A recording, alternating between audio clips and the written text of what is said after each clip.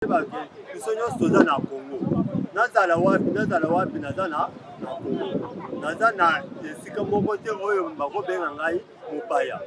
Mais tellement ya alobi ke atene bapropo wana efale ayebisa biso Katanga eza na Congo upa ou Kasai eza na Congo upa toyebana ya liboso eza donc toyeba mpona nini kobi mais Kabuya lelo azotelema azobandela lisusu lisolo ya tribalisme tozozonga moke kaka na Katanga wana babomi bandeko na biso bakasaye pa bakatange babomi bango. Kabuya soki azala mama na ye to ndeko na ye babomi ye na Katanga po aza kasaye, eske Kabuya na mutu na ye na raisonnement na ye akoki kosala badéclaration wana bapropos oyo asalaki jour wana bapropos oyo alobaki nga nasepeli nango te nasepeli nango vraimen te namonango mpena bango nde bato baza na posa keno idps kabwana bazoyede chef de l'état ata lelo donc massacré à Lubumbashi. Et quand vous voyez des gens comme monsieur le secrétaire général de l'IDPS, des gens que nous plaçons parfois de confiance à ces gens, mais ils arrivent à nous décevoir à ce point. Alors, les mamans, ils ont, devant des événements pareils, la colère est inévitable. Il fallait que les mamans manifestent la colère. Moi, je donne raison à la maman. Je demande au secrétaire général de l'UDPS, M. Augustin Kaboul, il est encore temps de demander le pardon. Il est enfant du Kassai. Et tous les condamnés à Tonanga, les analyse c'est que Kabuya za Moulubate, Kabuya za Congolais, ils sont chefs de l'État, il y a les tout d'abord tribalisme. Et si là, dans le pays, il y a l'impression vraiment, vous êtes déçus par rapport à langage de M. le CGA. Langage n'a pas été pour un numéro 1 à partir. Badoyo bazo benda na côté à Lubumbashi, baza bakadre ya IDPS. Pour nani na ko benga bango, afandisi bango, apesi bango les bons et les pour. Mususu a se retiré ou moko ake na course. Mais médiocrité au tozo vivre oyo à se permettre à payer les Kassaïens en monnaie de zinc. Aujourd'hui, nous les Kassaïens, il faut j'attire l'attention de tout le monde, tous les Kassaïens qui sont oui, loba. Nous les Kassaïens, nous vivons aujourd'hui l'instabilité économique au Kassai. Okay. C'est grâce à la politique. Aujourd'hui, moi personnellement, je suis à Kinshasa ici. Ce n'est pas que je rêvais vivre à Kinshasa, c'est pour des raisons économiques. Alors aussi aujourd'hui, monsieur le secrétaire général de l'IDPS, il se permet de payer les Kassaïens en monnaie de zinc. Ce sont les Kassaïens qui se sont donnés corps en âme pour que l'IDPS soit au pouvoir aujourd'hui. La majorité des membres de l'IDPS, ce sont des Kassaïens. En fait, ce sont des Kassaïens qui se donnent plus à la politique. Aujourd'hui, si nous sommes au pouvoir et que le président de la République est là, c'est pour tout le monde, mais les Kassaïens sont... Les lots, maman babimi. Babimi Nanzela, Ponako, pe kolongola bilamba face à CG. Est-ce que réaction en exemple malam pour la sortie médiatique Karamoko? Oui, réaction wana, ça vraiment, ça fait très mal. Nos douleurs sont encore fraîches. Pourquoi il n'y a pas longtemps que les Kassaïens ont été massacrés à Lubumbashi. Et quand vous voyez des gens comme monsieur le secrétaire général de l'IDPS, des gens que nous plaçons parfois de confiance à ces gens, mais ils arrivent à nous décevoir à ce point. Alors, les mamans, ils ont, devant des événements pareils, la colère est inévitable. Il fallait que les mamans manifestent la colère. Moi, je donne raison à la maman. Je demande au secrétaire général de l'UDPS, M. Augustin Kaboul, il est encore temps de demander le pardon. Il est enfant du Kassai, il sera pardonné. Est-ce que ce genre de propos techniques, c'est que le secrétaire général Oalobaki, est-ce que ça peut réveiller tribalisme ou bien, étant que Kassai, Bape Kisaye, postulé dans le gouvernement na Qatar? Les propos qu'il avait tenus en tant qu'un homme d'État, quand vous voulez tenir des propos, il fallait étudier les contours et les contenus. Quand il s'est permis de tenir des propos pareils, il ne savait pas qu'aujourd'hui on allait arriver à ce niveau. La preuve est que ce qu'il avait prononcé ce n'était pas des propos responsables. Voilà pourquoi aujourd'hui, il y a un océan de réactions. Un océan de réactions partout. Il y a des discussions autour de sa sortie médiatique. Voilà pourquoi moi je demande aux justices, monsieur le secrétaire, il est encore temps, il faut demander pardon. Quand tu ne demandes pas pardon, quand tu ne demandes pas, c'est-à-dire vous voulez nier les efforts que les Kassaïens ont fournis dans ce pays pour que nous ayons ce pouvoir. Vous voulez nier les efforts. Déjà aujourd'hui s'élever contre Augustin Kabouya, c'est ne pas être contre la volonté ou bien le pouvoir du président Félix Antoine Tshisekedi. Quand on s'oppose au secrétaire général de l'UDPS, ça n'a pas de lien avec le président de la République. Parce que le président a mis la confiance en lui.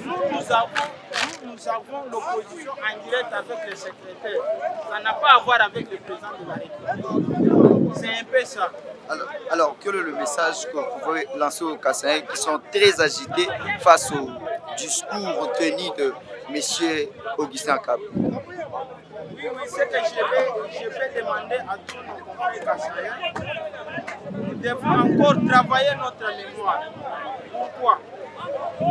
Aujourd'hui, on avait confiance à monsieur le secrétaire général Kabouya.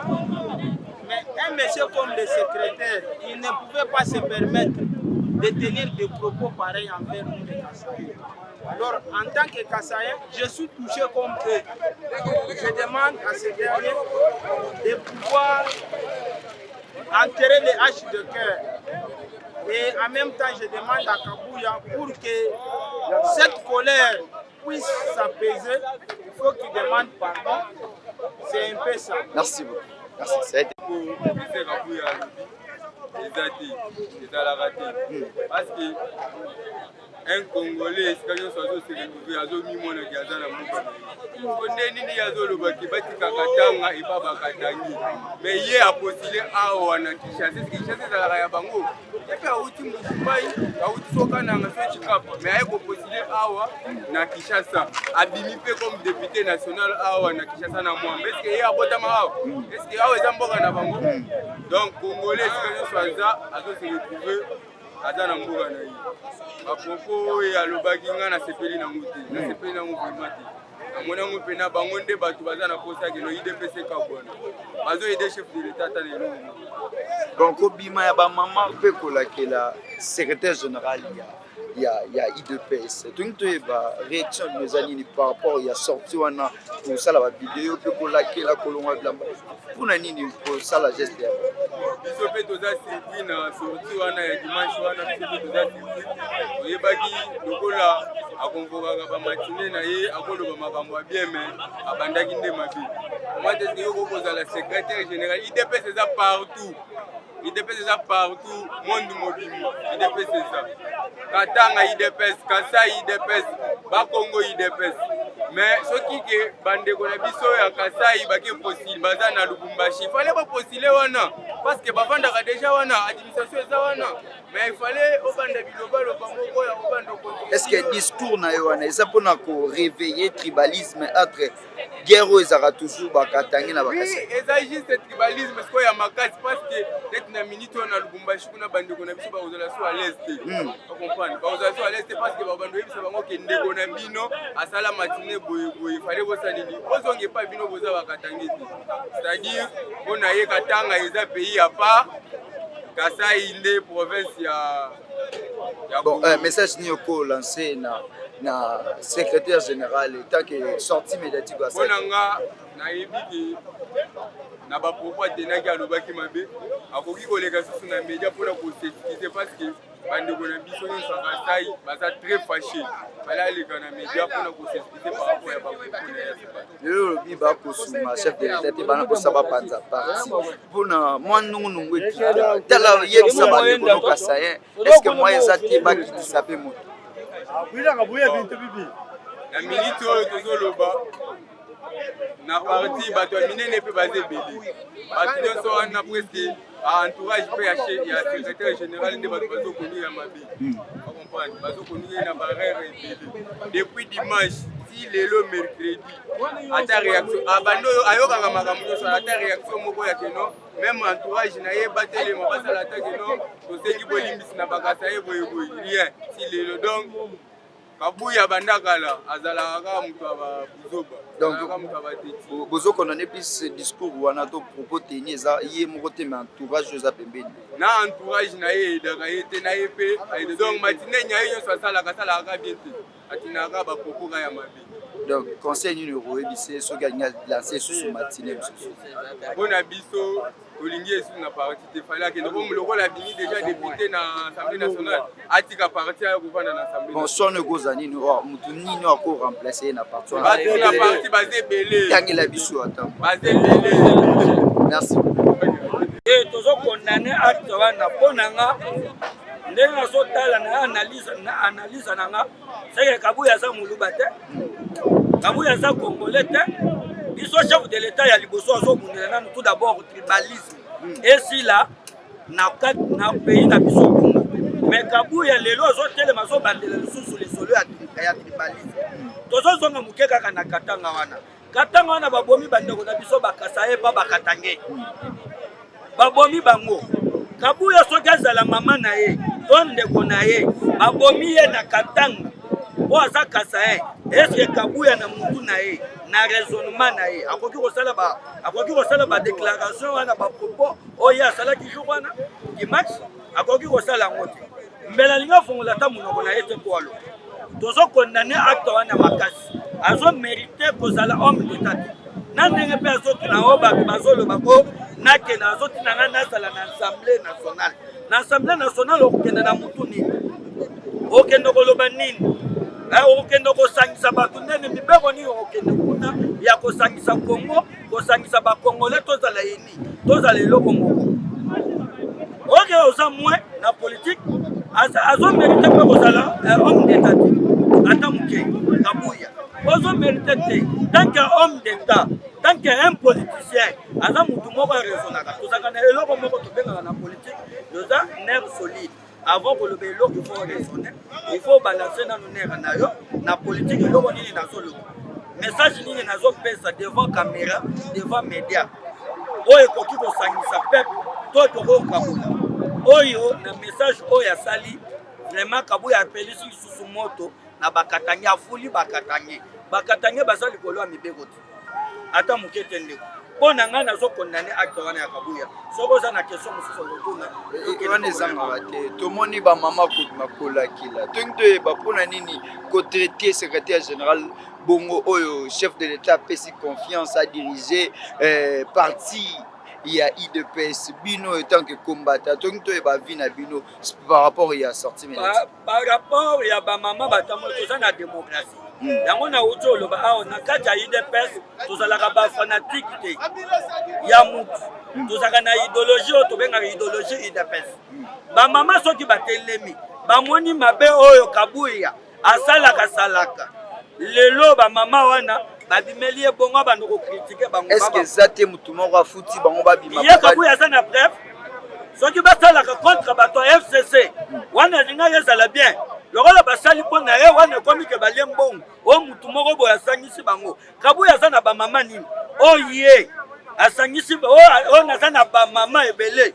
ye akobimisa bango Kabuya eske Kabuya afanda na Mbujimayi aloba aveni na ye afanda na Mbujimayi quartier na ye oyo komine na ye afanda na Mbujimayi Kabuya auti mboka ti auti na village na kuna na boya nde place auti bateki manyoko po aya Kinshasa aya Kinshasa po aya kotanga université eske Kabuya afanda na ville ya Mbujimayi po aya kolobaka aza na bamama na Mbujimayi ye mpe akola na Mbujimayi ye akola na Mbujimayi na ville ya Mbujimayi Kabuya auti wapi aya Kinshasa direct Kabuya afanda na boîte moko bo na restaurant ya bien na Mbujimayi alakisa biso quartier na bango komine na bango to lopango oyo aya kobongaka na UDPS kaka biso bakasa ye oyo tosali liti po Tshisekedi azala na pouvoir po Kabuya azala lelo atonga baimmeuble lelo akendaka po tokwenda futuka lelo atambola na bamituka ya minene bokoki oyeba mpona nini abimaki mpo aloba bongo eza sentiment alie mbongo ya gouverneur ya okatanga Kabuyu soki Kabuyu kombo na ye na yango ko rappelenga ye alie mbongo alie mbongo toyebi ke ozoyamba bacv na baenveloppe kabuya oza traite ozosunga chef de l'état te kabuya alie mbongo il faut kozala clair biso toza bakombata tokotikalaka bakombata kabuya alie mbongo mikolo nyonso bazokotisa oleka ministre oleka nini il faut oya na cv otika na compte ya idps na enveloppe bato bazowelele pa kabuya mikolo nyonso na baenveloppe bakongole bofongola lelo soki abimi asali élément to asali sorti médiatique kosenga pardon est-ce que bakasayen bakozala espace ya kolimbisa ete te na minute oui tokoki kosenga tokoki kondima pardon na ye mais atiki ene na bakatange biso tofandi na bakatange kabuya aza mboka te awuti akoma katanga te azwi okazo okenda katanga mpo akomi mokonzi biso tofandi na katanga toyebi ene ya bakatange baka bato te comment est-ce que toko limbisa so to limbisi ye siko bango wana est-ce que bango wana bango wana est-ce que bazongi sima ya koboma bakasa ye bazongi sima te toko limbisa ye ndenge biso tozoloba kaka kabuya tika idps wana basalaki yango mpo na yo te eza eloko ya famille ya mama na yo te ya tata na yo te tika idps bato ebele baza na kati ya idps bakokamba idps senga yango lelo tozokote 6 ans biso kaka bakombata toza kaka na bachomere toza kaka likolo ya bamoto likolo ya bamoto yango bokomi olandela biso lisusu na bakazali lelo kazali azoloba ke kuluna veme kofanda na kuluna ke wewe kuluna aza bien wewe aza mabe tosengi yo tika idps okomi député national na Kinshasa lokola yo oza autochtone ya Kinshasa obimi kende na assemblée tika idps toluka mutu mususu oya kolanda idéologie ya idps oya kolanda lokolo ya Etienne Tshisekedi o ba fondateur ya idps balanda yango na kosenga atika soki atiki te tokopelisa moto ekoya oza mpe pembeni na yo ndako na yo teyebi tokotia yo mal à l'aise tokotia yo mulunge moto teki idps na kimia kende biso totikale na idps na kende osobimi député national olie otongi bandako ya minene kabuya mabe olobela o mabe j'espère obanda koloka na ba aner po okomi na mbongo okomi prêtre mais tika idps biso moko tokoloka mutu mususu na kati ya idps akamba idps alanda idéologie ya lokolo ya papa Etienne Tshisekedi wa Mulumba que son père en son âme. Merci. Bonjour Ndeko. Bonjour. Comment on a dit? Kanyanya Pascal. Kanyanya Pascal a tout dans la triomphale. Donc de bauzanani. Ah ouais. Awa naza kombata ya idps ya lelo te ya kala so natangi yo mokolo oyo ngai nabandaki bitumba ya idps peut-être okotala age na ngai okondima te tongi toyeba idéologie de PES Augustin Kabuya atelemi balobi katanga etikala mpona bakatanga na makambo ya gouvernorat bakasayen bapostule te tongi toyeba avi na bino etake kasayen mpe kombata ya idps avant na répondre nalingi natuna ye motuna eloko ye alobaki wana ifale adistingue biso bakasayen toza na Congo upa bakatange baza na Congo upa soki adistingue nde tokoyeba ke propos na ye eza na valeur ou eza na valeur te po biso ndenge totambolaka toyeba ke biso nyonso toza na Congo nazala wapi naza na Congo naza na esika moko te oyo bakobenga ngai mopaya mais tellement ye alobi ke atene bapropos wana efale ayebisa biso katanga eza na Congo upa ukasai eza na Congo upa toyebana eza donc toyeba mpona nini kobima ye mpe koloba bongo etant que secrétaire général idps koya kopekisa bakasayen bapostule te na katanga sawa motuna na makambo nga na yebisa ye awa toza na province ya Kinshasa ye aza mwana kini te mais tomoni apostule na Kinshasa aza secrétaire général ya idps na Kinshasa sikoyo lelo azobengama honorable azobengana informateur na Kinshasa sikoyo mboka oyo ye awutaki mpona nini azongaki kuna te asalaki makambo nyonso ya politike kaka na Kinshasa sikoyo azopekisa bato mosusu basala te mpona nini atene bapropos ya mabe ya haine tribal lelo ba maman ba bimi mutakala kolakela pe koloba mabe pour le secrétaire général ya IDPS étant que membre ya IDPS acte wana yo monango ndenge. Voilà, nga nazo féliciter ba maman wana. Ba maman wana nazo féliciter bango makasi. Batelema te, il fallait pas continuer. Pour balobaka kete la salaire de mabe est dans du le péché, ouais. Vous comprenez? Ce qui m'a sali mabe, il fallait commettre la péché. Bon mabe yango kaka moko koloba yango lelo bu IDPS to ba kasaya ba bimi pe ko condamner kaka eloko moko ya mabe ya sali. Est-ce que beaucoup qui kolimbisa été étant que secrétaire général IDPS? Eza ba mabe mususu oyo tokoki kolimbisa. Mais ba mabe oyo ezotinda bato na liwa. Wana eza ba propos oyo ezotinda bato na liwa. Po lelo tozomona bato mususu na Katanga babandi mal à l'aise. Na kati na bango ba misusu bakufi. Ba perdre vie na bango kaka pona maloba na ye wana. Sikoyo ba famille ya bato bakufaki wana. Bazo zwa nini comme bénéfice. Bénéfice ya liwa. Mais mutu abimisi maloba mutu. Est-ce que bino boko ndima ete lelo soki Kasayan avandi na en tête ya Katanga guerre entre Katanga na Kasai aussi? Oui, na idéologie na biso. Po biso toyebi ke biso ba Kasaye tozaka na tribalité. Tolingaka mutu nyonso. Soki un Kasaye avandi na tête ya Katanga nayebi ke kimi ekozala bien.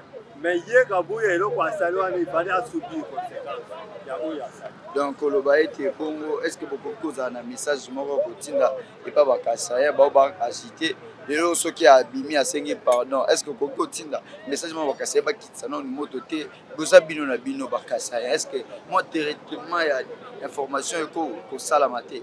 Bon, nayebi soki eza ba bolimba péché mususu mabe mususu oyo bakokaka kolimbisa. Mais ba mabe oyo ezotinda bato na liwa bakoki kolimbisa yango te. Il faudrait mutu oyo asali mabe eza kabuya. Il fallait kabuya asubir conséquence wana. Mais biso ba Kasaye tokoki kokabwana te. Toza kaka amour ndenge tozala. Mais totelemi na mabe oyo kabuya asali il fallait asubir conséquence. Ata chef de l'État ce qui a tikiye. Comment nani? Michel Mutombo tomoni wana triomphal na esika oyo IDPS pe bakombata basanganaka tongi toyeba avis to impression na bino na sortie médiatique ya Augustin Kabuya secrétaire général ya parti ya IDPS abimi alobi ete bakasin babosite na Katanga te tongi toyeba impression to avis na bino na maye oyo secrétaire. Ok, merci. Merci journaliste. Alingi n'a conseillé son excellence, monsieur Augustin Kabuya. Vous êtes le secrétaire général de l'IDPS et informateur. Nous, la communauté kassaïenne, nous allons à Congolais. Nous allons à Congolais. Alors, un chef pense que les Camerounais commis. La Congolais là qui est gouverneur, yo en tant que chef, il faut aussi la tempérance. Il faut la qui s'attque yo osa mayele pour les kabatu nyonso oba oyo ozo kamba. Tu es chef, tu es en train de gérer un grand parti, le coup la IDPS. Mais nous sommes vraiment de cœur brisé de voir vous en tant que responsable, en tant que chef, en train d'attaquer toute une communauté kassaïenne en les taxant des sorciers. Parce que nous sommes nombreux, nous sommes partout, nous sommes à Kinshasa, nous sommes à Lubumbashi, nous sommes au Congo central, nous sommes partout sur l'étendue de la RDC. En tant que chef, tu devais imiter Etienne Tshisekedi, tu devais imiter le président de la République. Vous avez vu de vous-même. Bon, cette sortie médiatique, ce n'est pas pour éveiller ou réveiller le tribalisme entre le Katanga et le Kasaï. Oui, parce que vous-même, vous savez qu'il y a eu des tueries, des massacres à Malémangoulou, qu'on a tué plusieurs de nos frères kassaïens. C'est parce qu'ils ont voté Félix Tshisekedi comme président. Tous ces gens-là sont morts parce qu'ils étaient des Kassaïens. Et vous le savez bien qu'il y a toujours les conflits entre les Katangais et les Kassaïens. Et puis les Kassaïens qui sont au Katanga ne sont pas libres. Ils ne vivent pas dans de bonnes conditions parce que là, ils sont toujours taxés, ils sont toujours taxés comme des migrants. Est-ce que pour vous, Augustin Kabouya mérite toujours cette place de secrétaire général de l'IDPS? Cette chaise vraiment le mérite toujours.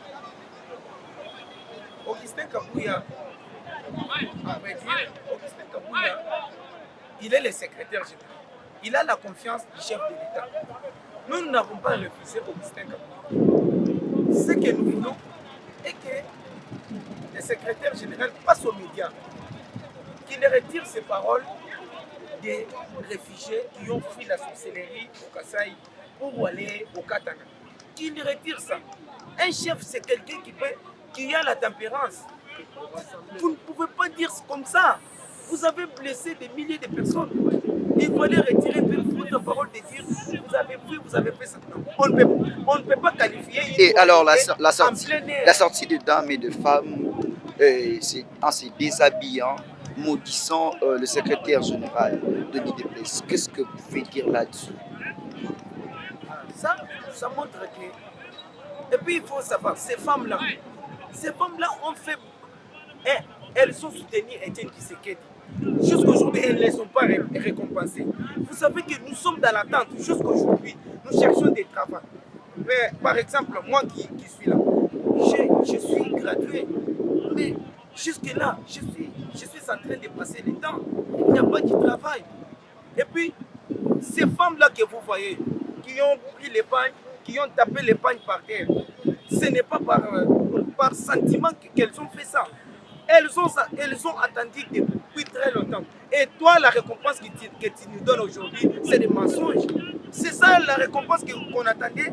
Et vous nous avez... Et si aujourd'hui le secrétaire général sortait pour demander pardon, est-ce que les Kassaïens vont autoriser ou accueillir ces pardons? Oui. Si le secrétaire aujourd'hui retire ses paroles et il demande pardon à toute la communauté kassaïenne, nous sommes prêts à les pardonner. Parce qu'en lui, il y a la confiance du chef de l'État. Parce que nous sommes derrière Félix Tshisekedi. Et si nous voyons le président Félix donner sa confiance à quelqu'un, nous aussi, nous devons suivre la tragédie de celui-là.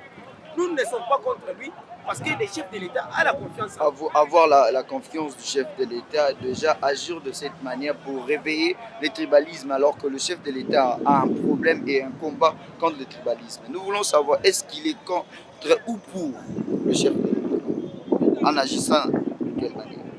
Moi, je vois que le secrétaire est en train de combattre la vision du chef de l'État qui est d'éradiquer le tribalisme.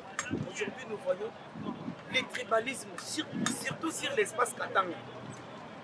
La plupart de nos frères qui sont de l'autre côté ne vivent pas normal, n'ont pas une vie normale comme nous le faisons ici à Kinshasa. Ils sont là, vous voyez, des Katakatanga, des Katangais d'origine, donc ils les traitent des revenants, des immigrants, des Kassaïens. Le tribalisme là, c'est ça le combat du chef de l'État. Et quand nous voyons trois secrétaires qui peuvent englober tout, donner les pour et les contre, vous commencez à attaquer une partie. Mais il y a aussi Kiaboula. Kiaboula est là, les Katangais sont là. Si un Moulouba avait envie d'être gouverneur, c'était qu'à vous de l'appeler, croyez-vous négocier avec lui. Un Kassaïen... Non, attendez. Ouais. Toi, en tant que chef, tu devais appeler celui-là qui a envie d'être gouverneur. Tu devais l'appeler, l'approcher et lui dire, mon frère, là-bas, laissez ces gens-là faire leurs affaires. Vous concentrez-vous avec d'autres affaires. En les montrant très bien. Non, mon frère, ne réveillez pas les tribalismes. Allez-y, restez silence. Nous sommes là pour... Un Kassaïen dans la tête du gouvernorat de Katanga, est-ce qu'il y aura plus du tribalisme? Mon frère, si notre frère Kassaïen voulait être le gouverneur du Katanga, pour moi, ce n'est pas bien. Ce n'est pas bien. Pourquoi? Parce que de l'autre côté là, nous sommes très haïs par ces gens. Et puis, ils sont prêts à nous faire du mal. Ils viennent même de tuer les Kassaïens de l'autre côté. Alors, ce que les secrétaires devaient faire, c'était d'appeler celui-là, lui reprocher, lui montrer un autre chemin. Mon frère, ne faites pas ça, ne réveillez pas les démons. Mais lui, il est passé officiellement, il est passé devant des milliers de personnes pour commencer à insulter toute une communauté. C'est ça. C'est ce que je voulais dire au secrétaire. Nous sommes vraiment de cœur brisé. Vous ne devez pas agir comme ça en tant que chef. Un chef ne peut pas s'attaquer à quelconque personne. Jamais. Un chef, même s'il vous manque du respect, mais vous devez savoir comment est-ce que vous pouvez rééduquer cette personne. Mais ce n'est pas de façon s'il vous a manqué du respect, vous passez aux médias, vous commencez à insulter, vous commencez. Non. Un chef n'est pas comme ça. Un chef n'est pas comme ça. Ça, c'était ces méchants messages-là que je voulais envoyer au secrétaire général. Merci. Merci. Merci beaucoup, Bande Konangaï, partout au Bozolanda Biso, aux Congolais, des pères et des mères. Le lotoye étant que le président y a parlement de vous. Pour nous s'excuser, liboso y a communauté Kassaïen. Oyo, na ba propos nyonso mwana mboka Augustin Kabuya le 16 juillet à Lobaki na matinée passée, c'était le dimanche. Alors tomoni communauté Kassaïenne bango nyonso basiliki. Mutu moko te ACPD. Même pe biso population mususu, biso peuple mususu pe to sepela ki te na ba propos wana. Mais lelo biso etanki ba parlementaire debout. Toye liboso ya peuple congolais nyonso. Toye liboso ya communauté Kassaïenne. Pona ko senga ba excuse ya koyeba kolimbisa mwana mboka Augustin Kabuya. Etanki ba parlementaire debout. Toza batu. Mutu nyonso azalaka pe na mwa erreur ya maloba. Peut-être ekanamaki te pona koluba yango. Eke ba propos wana si déjà ebimaki. Yango omoni biso étant que ba communicateur, les parlementaires debout, toye liboso ya peuple congolais en général et surtout la communauté kassaïenne. Pona ko senga bolimbisi ya ko limbisa le secrétaire général Augustin Kabuya Mwanabuti. Je pense que message tozali na yango na mokolo lelo pona ko lekisa yango wana. Na koyeba kotika micro na bandeko na biso moko moko bango pe bayeba ko s'excuser ko senga bolimbisi na kombo ya mwana mboka Augustin Kabuya. Merci beaucoup.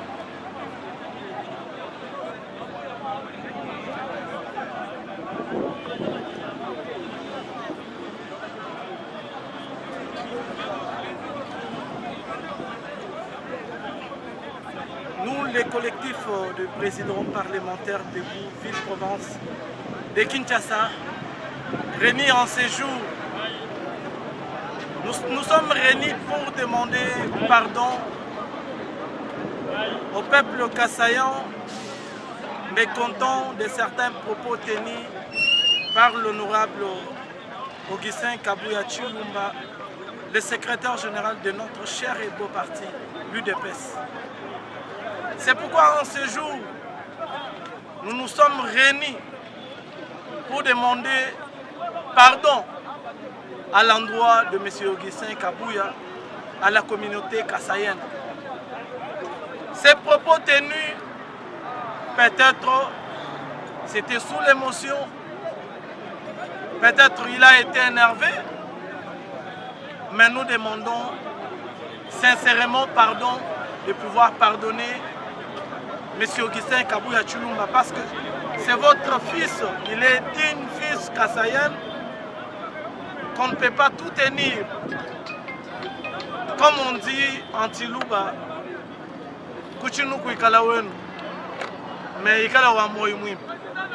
c'est pourquoi en ce jour, nous demandons vraiment un grand pardon de pouvoir pardonner notre secrétaire, M. Augustin Kabuya. Je dis et je vous remercie.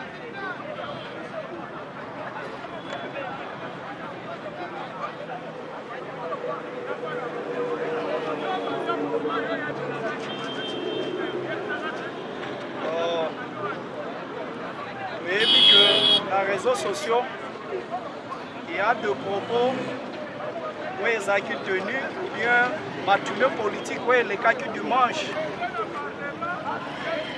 na permanence na biso ya UDPS. Je crois que la communauté kasaïenne et surtout la communauté kasaïenne qui réside na Katanga bazalaki vraiment trop touché. Yangwana toleki vraiment lelo toyebi que notre secrétaire général Augustin Kabouya c'est un être humain. Les erreurs sont humaines.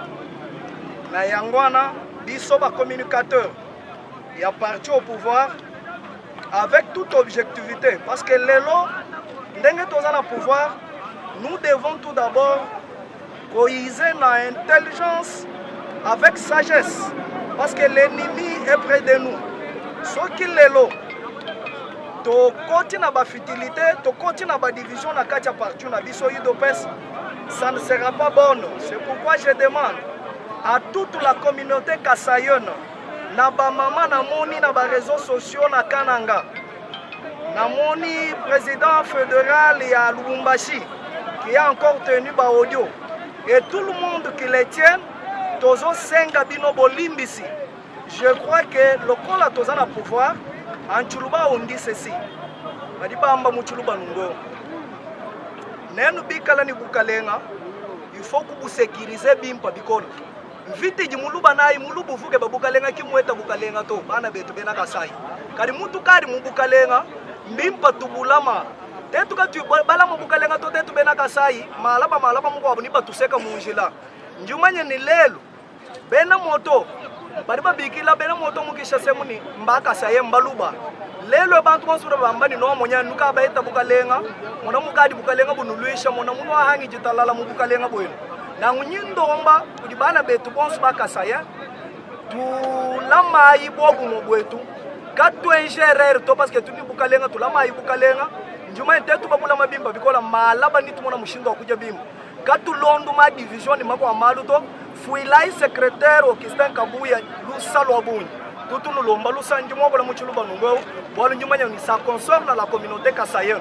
C'est pourquoi nous tenir langage wani muchuluba bokuno ambilene bonso ba kasaïen boanyu vraiment tu fuilai secrétaire lusa muntu urumo kwenze chile et surtout chini insister u entourage wa secrétaire Augustin Kabouya ju londa ya mulonda vraiment vidéo eu entourage wa secrétaire Kabouya kabina ba aider chef to pour le deuxième mandat Augustin Kabouya kushajini bantu bari balonu kufunda bantu kumpenga kwe bato ikala ni bantu badi baloba kwesha stratégie ya muji surtout dans la communication tout gile chinto chibikol enze for weba yons ujimfumu wa bantu bama ni bantu wa mukalenga wa bantu kabika di bantu bakwanga ta notage tetu bakwabu tutangile bidi bienzeka tubi moneni mbibi bantu bakwanga ta notage et surtout sur la communication amoué moins effort mumva meya tutomba merci.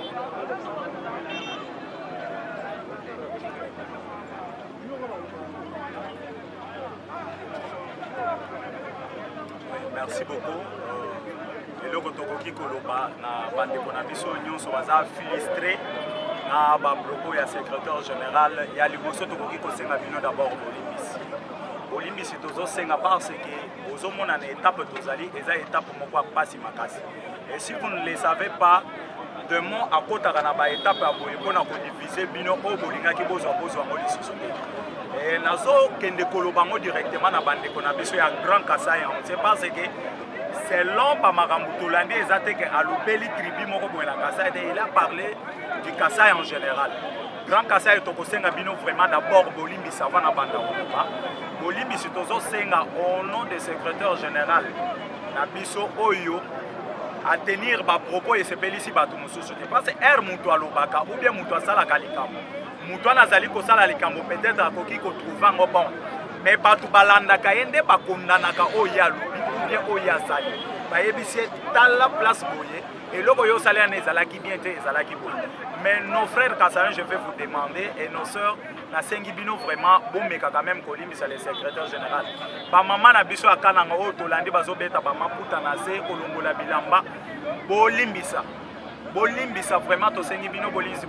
To yebi ba maman Kasaï, soki babandi ko sala biloko na to yebi place même kamara. Bon, mais quand même Kolimbisa. parce que ceux qui bino bo trahir bino bo saler pona Augustin Kabuya donc bozo trahir vraiment le chef de l'État parce que a eu confiance na ya tena kati na ye donc tozo senga bino bolimbi c'est vraiment tozana ebele ya kolobate o biso to yele ba président nyonso to telema ya parlement de eza ya kosenga bolimbi au nom du secrétaire général na oya lobby parce que oya lobby ana okokende pas ba mususu ba yebisa lobby bien ba mususu ba yebisa lobby mabe mais na analyse vraiment en général et zo pesa vraiment bien té yamana to sengi bolimbi c'est vraiment na ba nyonso bazwa bayoka ki secrétaire général ko loba makambo wana to sengi bino vraiment bolimbi c'est merci beaucoup.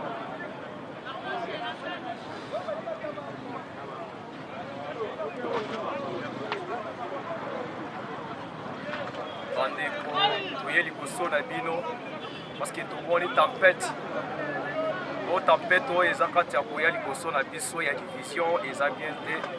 C'est pourquoi tozosala appel tous les évêques ya Kasai bachef ya Grand Kasai tozosenga bino bolimbisi mpona expression maloba oyo secrétaire général de l'UDPS Augustin Kabuya alobaki envers tout le peuple kassaïen. Biso nyonso nous sommes des Kassaïens. Denga lobaki attaqué presque bato nyonso. C'est pourquoi na Chiluba balobaka mwana soki a mo chance ubu kabena ba mwela mukaya. Kibolukai indo kumpala kweli. Tudi ni mai kubianza il faut tumanye comment tulikuwa ku sécuriser mai. Leke lai kufuela kana temple parti umwehela kitunga jeto kingi de pesato kitunga edi baliba dibikila ni RDC tukamula imesu babelge babamba ni muluba kakwanga ta pouvoir lelo muluba ngati pouvoir tetu baluba tukatuke ni tetu bonso tu diriger tukale tubikila ni ba président conscience yetu yenza tubingaja kumeje hanyim tulekela mwane tukabuya tumukanwila moyi tumufuila kulusa tujibakaja byonso biri mwaku tuyayibatanyela kumpala fulukai ko kwa Etienne Tshisekedi wale mwabu tulibima na mwapeu mwabu wa martyr mwabu ya Etienne Tshisekedi mwenza discours denda dia ndekelu kwa yego ya kafu mwabu tubima na tubangujula enda mwima na mwapeu tumufuila kulusa tukanga yi masosano libonkachi mwabu kanwila ba enemi bali munkachi mwabu atake Augustin Kabuya ni président Félix